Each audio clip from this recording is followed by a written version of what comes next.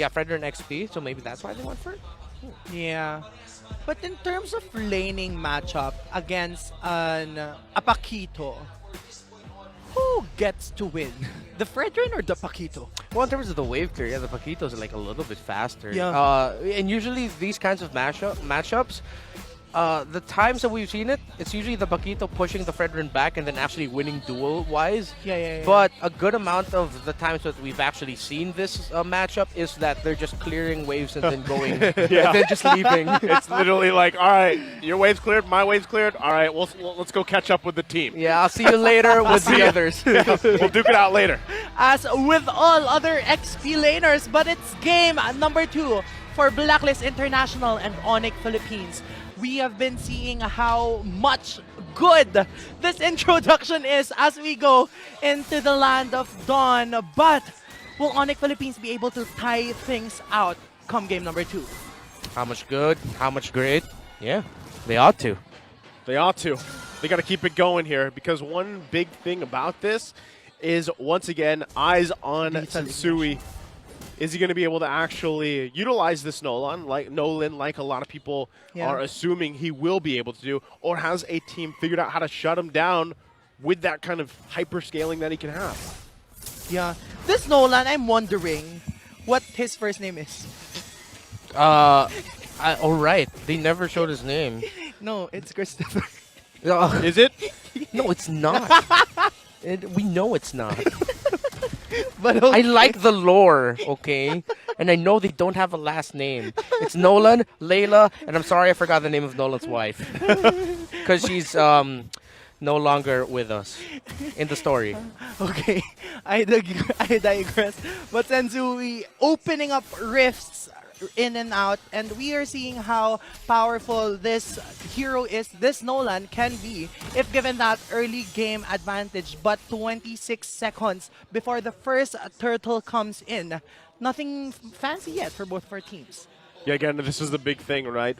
As soon as these turtles come up, that's where you have to see how it differs from the previous game. You can already see this too.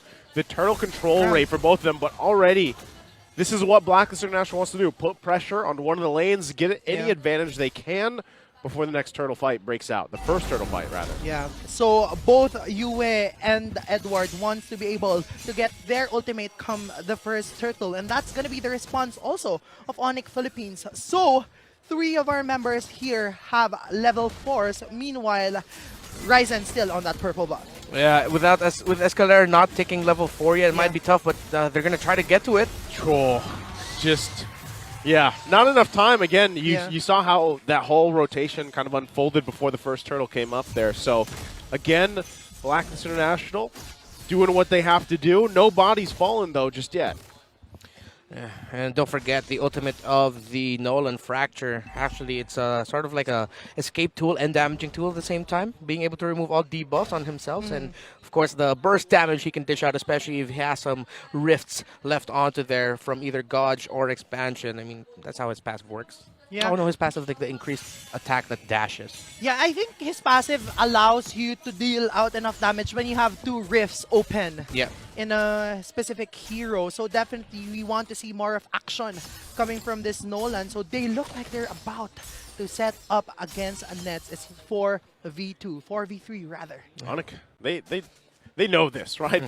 But the question is, even when you have this information, can you actually stand up toe-to-toe with the fight? Because in a way, with this setup, instead to sort of balance it out. And yes, by the way, Sea Halberd actually for Sensui was his item priority, if I'm not mistaken. The XP lane version of Nolan, we see them actually get the Blade of the Hefty Seas instead, but the Sea Halberd now is the priority for Sensui. I think though Sensui has a Fury Hammer, so he just wants that additional penetration plus that lessening of the healing coming from this Mathilda's Guiding Wind.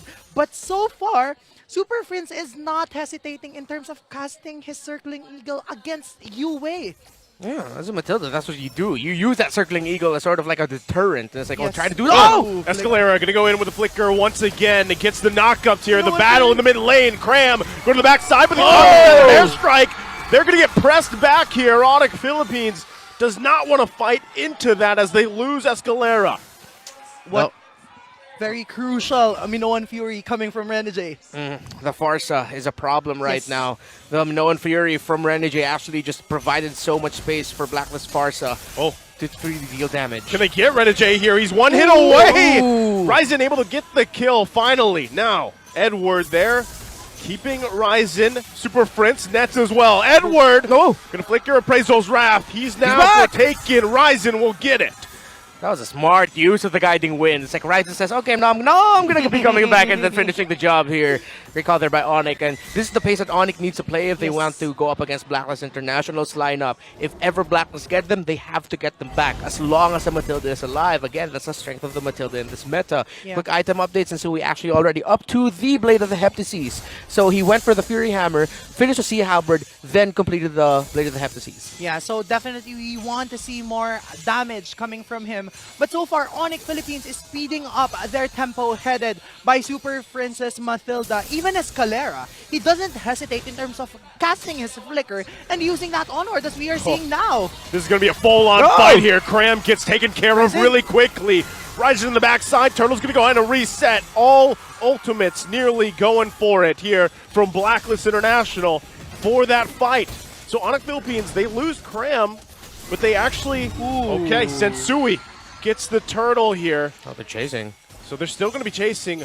Onic Philippines, though, I will say, doing better in this game number 2 Yeah. than they did previously.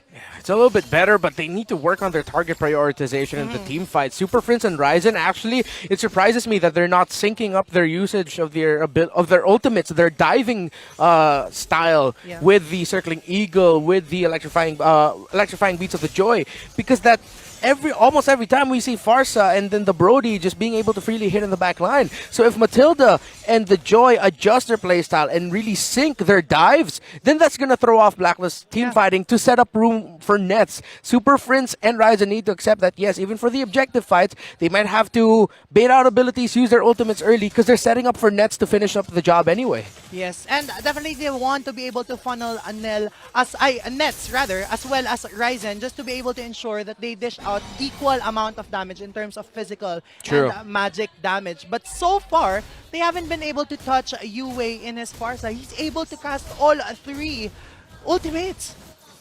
Yeah, I think that's going to end up being a crucial thing as the Yes. game goes on. No! Seal play right there. Renegade going to go ahead and find the setup they're looking for. Look at the damage coming through, though. Escalera tries to get out there. Onic Philippines going to punch back, though. They find Renegade. They're looking for Edward now. Edward will fall as well. What a great response from Onic Philippines. That's what I was talking about. It's already set up for nets, even though you get initiated on, and that was a great start by Blacklist, and even better response by Onic. Yeah. Nets again showing off why he's a highly touted gold laner this season with his ability to stay alive in surprising situations. Ryzen, okay. Still alive. Even Ryzen can do that too. Yeah, and I just want to point out also Reptar, on top of what you mentioned. It's good that they were able to distort the positioning of Blacklist International in that specific sequence. Yeah. As you can see, Oheb was still on the top. So there was no damage dealer for the side of Blacklist aside from Yue.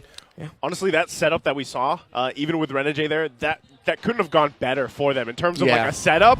But it was just a great communication and response Yeah. from Onic Philippines. This is it right here. Look at this. Yeah, great start there by Renegade, and then US set things up for the Farsa, but then a quick punish onto Sensui's Yes. Nolan. Great sidestep by Nets, already committing the sprint as well to quickly re-maneuver, and then a great targeting. Again, when Onic is able to really time their targetings together, they play so well. Just set up Nets for Super. success.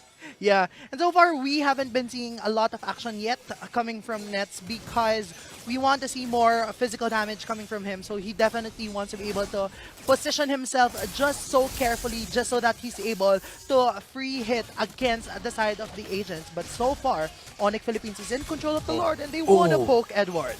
Okay. Stop the flicker. Yeah, they got that out. They also got the Lord to reset for a Sensui. little bit. Ryzen, though. Here comes Sensui. The damage comes through. That's the power, but he falls as well. Both teams fighting without the junglers. Super Prince going to fall here. Do they battle it out? Lord will go for the reset. Onic Philippines, though, as long as they keep Nets alive, it Yes. looks like they're happy. But they got to defend the mid now. Blacklist International wants to get this tier 1 down. Great call by Blacklist to go for the tower instead of rushing the Lord. They're going for towers first. They want to go to the bot lane, break that first, even though it looked really good Yeah. for Blacklist to go for the Lord instead. They still didn't underestimate again the risk. You're still up against an Edith, a Paquito, and then again that Irithel. Blacklist are keeping close tabs on Nets because as long as he's alive and he can fight, they're being a little bit more careful. Yes, and right now we are seeing Nets with almost complete kits, but this looks like the first Lord will go into the hands of Onic Philippines uncontested because Blacklist chose to push that bot lane. Yeah, but I mean, It's okay. yeah, it's okay. Because at this point, really, a lot of pro players are willing, or pro teams are willing to give up the first Lord. Yes. Because a lot of them always just say, "Hey, do we contest?" It's the first Lord anyway. Yeah. It's important. But then even if you don't contest it too much, and then you give it to the other team, as long as your damage is good, you're gonna be able to clear it up quickly anyway. You lose just a few towers, maybe Yeah. just one rather. Yeah. I think even with this one. Ouch. Oh, Oh, Yeah, that's- Christopher. oh Christopher. Nolan. The fractures. They're tough to deal with, and the Onic Philippines is feeling it, but given that whole situation, they are the ones leading this right now, Yes. 3K ahead, looking for more space to work with. Escalera as well. The guy to set a lot of things up for Onic Philippines, especially in this game, has been on point for the most part. Yeah. And the counter punches, like I said, Onic Philippines, sometimes it's not them starting the fights, right? So their counter punches right now have been on point. Can Blacklist International deal with that? I think that's one of the big questions. And those big fights that have happened so far, OHEB hasn't been able to really be there and Yes. unleash yet. That's kind of one of the missing pieces for Blacklist International. Yeah. Now this is one of the gambits that Blacklist played with them going for the towers instead of the Lord. Yeah, Onic again didn't get too much out of it. But what happens is Onic has a little bit more presence in the map now. So now Blacklist are getting pushed more towards their side of the map, their side of the base, which means in terms of the objectives for the Lord fights, especially. Blacklist are going to have a little bit more work cut out for them in terms of actually being able to position properly, Yes. especially up against a Matilda, up against a Joy. So Blacklist, this was the choice they made. They Yes. put themselves in this situation where they're now more on their side of the river instead of the ones pushing out. And so far, right, a while ago, our problem was Onic Philippines wasn't able to sync their skills properly. But now, we are seeing the combination of Super Friends as well as Ryzen just fearlessly diving Yep. onto that back line, which is why Blacklist International's damage dealers, namely Yue and OHEB, are having a difficult time positioning themselves in the team fight. So, they're not able to maximize their damage outputs. Just time it all together, and then Yeah. you're going to get the Farsa and the Brody. Oh, even Crapper. Oh! Wow, Cram. Who knew getting punched would hurt so bad? You know, and the thing is when you have that kind of threat with a Keto here that was an XP lane against your jungler, it's tough to deal with. But, you know, ultimately nothing is going to come of that just yet. We are 10 seconds away from that Lord coming up here. So that's really where you kind of expect things to fall in place. Once again, with these two lineups, they will want to be going full force 5-on-5 for this Lord here. Yeah, and it's a sort of a hybrid build, but actually it's the build that we've been seeing with more Matildas, where it's Enchanted Talisman, Flask of the Oasis, and then third item, Holy Crystal. Because, again, even though her damage was nerfed, Matilda can still deal a good amount of Yes. damage. And the Flask of the Oasis is now even more crucial for Matilda if she wants to give so much more shields, because that was nerfed as well. Yeah, and you know, even with the absence of the damaged Matilda, the mere fact that they can get security with that guiding wind combination with the Flask of the Oasis is a threat on its own. So right now they have to watch out for this, and Yeah. Cram is now distorting even Yue. Great call. This is a typical Onic thing to do. Yeah. Especially we saw it in Onic versus Omega earlier into this season, where in Cram with a Hansel and a Paquito actually was able to go for a split push and via the mid lane because he controlled the mid lane so well. Yeah, something to keep an eye on here. Blacklist International has to deal with. That's the pressure they're going to be looking for. And as we Yes. know, the Lord dances, Yes. these can go on for quite a while, but with this lineup, especially the fact that Sensui has his hands on this lowland, a fight could break out and turn the tide really quickly, just like that. Escalera going to find Renegade, tossing him over. Now UA going to be in trouble. Ryzen will chase them down. They lose two, and they're still going to be going. Escalera jumps in with the Primal Wrap, still going to be looking for it. Oh! To Escalera as 3 down. for Blacklist International, and Sensui just runs for his life. Sensui. Can he get away? Oh! Super Prince! Go! But look at the damage! Sensui! Cram will finally take him out. And look at that, the Lord. The Lord was taken for Blacklist International. Can Edward defend? It's Nets and Escalera. Oh! It's just Nets! Wow. With that, Blacklist International was able to minimize the risk given that they were almost wiped out by the side of the Sonics, but good thing for them, they were able to get the Lord and they were able to take Super Prince and Escalera down. That was the result of Onic's choice. Yes. Earlier, the choice of Blacklist was towers instead of lords. Onic said, let's take him down. They get the lord, but we'll be able to clear it anyway. How that will fare now for Onic? That is the question that we're going to be watching out for here. But they made the right call to continue the aggression and then chasing for kills. Quick item update. No wonder why that Nolan Hurt's already up to a BOD. Same thing for the Joy as well. Already up as well to a Divine Glaive. And even got the Wings as well for a little bit more sustainability for herself. So right now, Onic rests comfortably at the 2.9k gold lead. 90 seconds before the third Lord comes out. But so far, we want to be able to see setups from both of our teams just to know which one of them has more damage at this point in the game. But so far, Onic Philippines is the only one showing aggression. Oh, Escalera, okay. Ooh. Thank God he has the guiding wind here. Now still going to be fighting for it. Engage. Pushing it forward. Renegade going to jump in. Gets the Noise Fury before he's taken down. Ooh. Edward takes quite a bit of damage. Cram falls as well to Sensui. Oheb on the run. One hit. Super Prince gets the kill. 2 down from Blacklist International. Sensui waiting for Escalera.